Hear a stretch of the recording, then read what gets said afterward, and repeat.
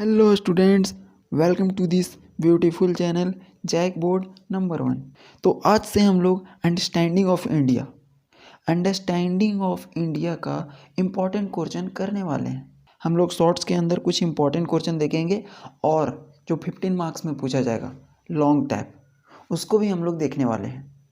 तो आप लोग अपने साथ कॉपी और पेन दोनों साथ में रखेंगे और हर एक क्वेश्चन के साथ आंसर को लिखते चलेंगे। बहुत सारे स्टूडेंट ऐसे होंगे जो इस एग्ज़ाम को इंग्लिश में देंगे और बहुत सारे हिंदी में भी देने वाले हैं। और कुछ लोगों का कन्फ्यूजन है कि एग्ज़ाम को किस लैंग्वेज में दें। तो ये आप पे डिपेंड करता है कि आप हिंदी में दे सकते हैं या फिर इंग्लिश में दे सकते हैं। इसमें कोई दिक्कत नहीं है, आपको जिसमें कंफर्टेबल लगता है उस लैंग्वेज में आप एग्ज़ाम दे सकते हैं। ऐसा नहीं है नेसेसरी कि आप हिंदी में ही दें या फिर इंग्लिश में ही दें। और आप लोगों के लिए अच्छा रहेगा कि आप लोग हिंदी में देंगे तो, क्योंकि आप लोग हिंदी में बहुत ज़्यादा लिख सकते हो, क्योंकि ये सब विषय आप लोगों को एक कहानी की तरह लिखनी होती है। एक कहानी की तरह लिखनी होती है, इसीलिए आप लोग हिंदी में आसानी से बना करके कहानी लिख सकते हो। तो देखिए, इम्पॉर्टेंट वेरी एग्ज़ाम के लिए है। पहला क्वेश्चन देखिए शॉर्ट्स के अंदर, जो 1 मार्क्स में रहेगा, टोटल 5 मार्क्स। पहला है, भारत में भूदान आंदोलन किसने शुरू किया था? तो भूदान आंदोलन किसके द्वारा शुरू किया गया था? ये बहुत ही सिंपल सा क्वेश्चन है। जिस भी कॉलेज में आप लोग पढ़ते हो, वो कॉलेज जिस भी यूनिवर्सिटी के साथ एसोसिएटेड है, उसी ने भूदान आंदोलन को शुरू किया था। जिस भी कॉलेज में पढ़ते हो, वो जिस भी महाविश्वविद्यालय से जुड़ा है, उन्हीं के द्वारा ये भूदान आंदोलन का शुरू किया गया था। तो आप लोगों को पता चल गया होगा कि वो कौन थे। तो भारत में भूदान आंदोलन किसके द्वारा शुरू किया गया था? विनोबा भावे यूनिवर्सिटी, आप लोग जानते हो। तो आप लोग लिखिएगा कि विनोबा भावे द्वारा, और साथ में ईस्वी भी लिख दीजिएगा कब किया गया था। सन 1951 में किया गया था। और आप लोग थोड़ा सा इसको हाईलाइट कर दीजिएगा, विनोबा भावे को,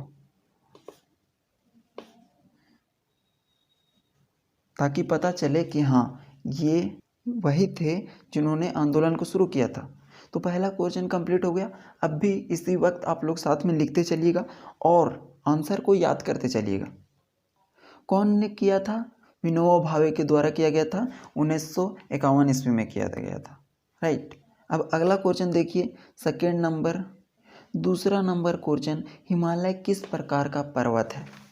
जो हिमालय पर्वत है वो किस प्रकार का पर्वत है, ये बताना है। तो हिमालय के बारे में आप लोग सभी सुने होंगे। तो हिमालय किस प्रकार का पर्वत है, इसको हम लोगों को बताना है। राइट। तो हिमालय वलित पर्वत का उदाहरण है। कौन सा पर्वत? बहुत सारे पर्वत होते हैं, उनमें एक वलित पर्वत होता है, उसी का उदाहरण है, जिसको बनने में शायद करोड़ों वर्ष लग गया था। तो आप लोग लिखिएगा कि हिमालय वलित पर्वत का उदाहरण है।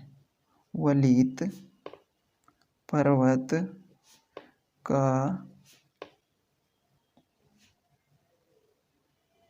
उदाहरण है। 1 मार्क्स में है, एक सेंटेंस एनएफ है। एक सेंटेंस काफ़ी है 1 नंबर के लिए। और आप लोगों से बोले थे कि जो भी मेन वर्ड रहेगा उसको हाईलाइट करना है, जैसे कि वलित पर्वत।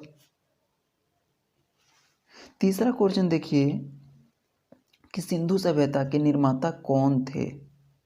जो सिंधु सभ्यता, उसका निर्माता कौन था, इसको बताना है। तो इस सभ्यता के बारे में आप लोग बचपन से सुने हैं, जिसको हड़प्पा सभ्यता के नाम से भी जाना जाता है। सिंधु घाटी सभ्यता को हड़प्पा सभ्यता के नाम से भी जाना जाता है। तो ये भी क्वेश्चन बन सकता है कि हड़प्पा सभ्यता को और किस नाम से जाना जाता है। तो आप लोग सिंपल सा हड़प्पा सभ्यता लिख दीजिएगा, या फिर पूछ दे कि हड़प्पा सभ्यता को और किस नाम से जाना जाता है, तो आप लोग सिंपल सा लिखिएगा कि इसे सिंधु घाटी सभ्यता के नाम से जाना जाता है। और सबसे पहले समझ लीजिए कि ये सभ्यता का मतलब क्या होता है। सभ्यता तो किसी भी समाज में रहने के लिए, अगर किसी भी समाज में रहने के लिए मनुष्य के ग्रुप के द्वारा जो तौर तरीका अपनाया जाता है उसी को सभ्यता कहते हैं। जैसे मान लीजिए कि कोई समाज है, कोई गांव है, वहाँ पे उस गांव को बनने के लिए कुछ ग्रुप ऑफ पीपल रहते हैं। अकेले कोई इंसान तो नहीं आता है, तो वहाँ पे ग्रुप ऑफ पीपल रहता है और कुछ तौर तरीकों को अपनाता है। जैसे यहाँ पे चापाकल होगा, यहाँ पे कुआं होगा, यहाँ पे रास्ता होगा, ये सब तरीका उन लोगों के द्वारा अपनाया जाता है, उसी को क्या कहते हैं, सभ्यता कहते हैं।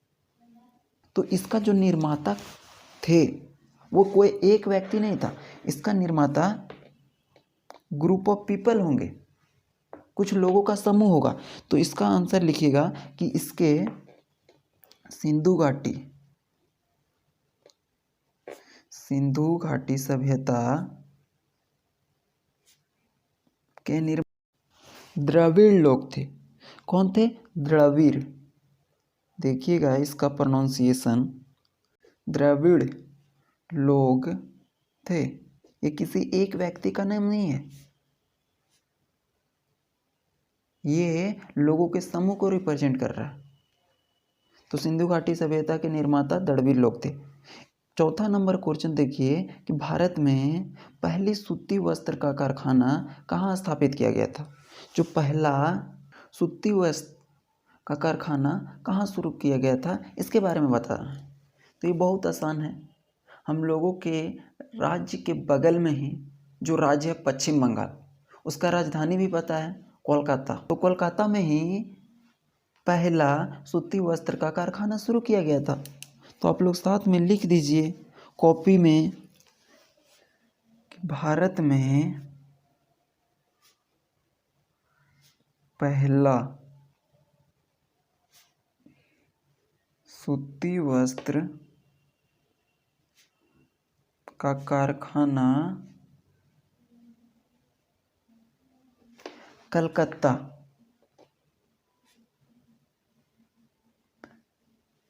के पास, एग्जैक्ट जगह पे बताया जा रहा है के पास एक स्थान था जिसका नाम था फोर्ट गलस्टर। साथ में बोलिएगा एक बार, फोर्ट गलस्टर शुरू किया गया था, में शुरू किया गया था। तो सिंपल सा आप लोग ये भी कह सकते हो कि जो पहला सूती वस्त्र का कारखाना था कलकत्ता में। अगर ये याद नहीं रख पा रहे हो, ये एग्जैक्ट लोकेशन है, तो यहाँ पर भी बोल सकते हो कलकत्ता में। 5वां नंबर क्वेश्चन देखिए, क्वेश्चन नंबर 5 को देखिएगा। बोल रहा है कि वैदिक सभ्यता का स्वरूप कैसा था, किस प्रकार का सभ्यता था वैदिक का, इसको बताना है। तो इसका मतलब ये हुआ कि उस समय जो वैदिक सभ्यता चलती थी वहाँ पे किस प्रकार से शासन किया जाता था। तो वैदिक सभ्यता में ना राजतंत्रात्मक प्रणाली थी, मतलब कि वहाँ राजा का बेटा राजा बनता था, फिर से राजा का बेटा राजा बनता था, मतलब कोई अदर पीपल नहीं बनता था। तो यही इसी को लिख देना है कि वैदिक सभ्यता का स्वरूप राजतंत्रात्मक प्रणाली की थी। वैदिक सभ्यता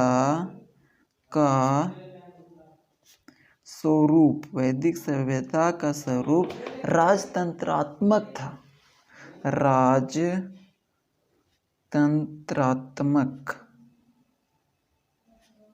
थी।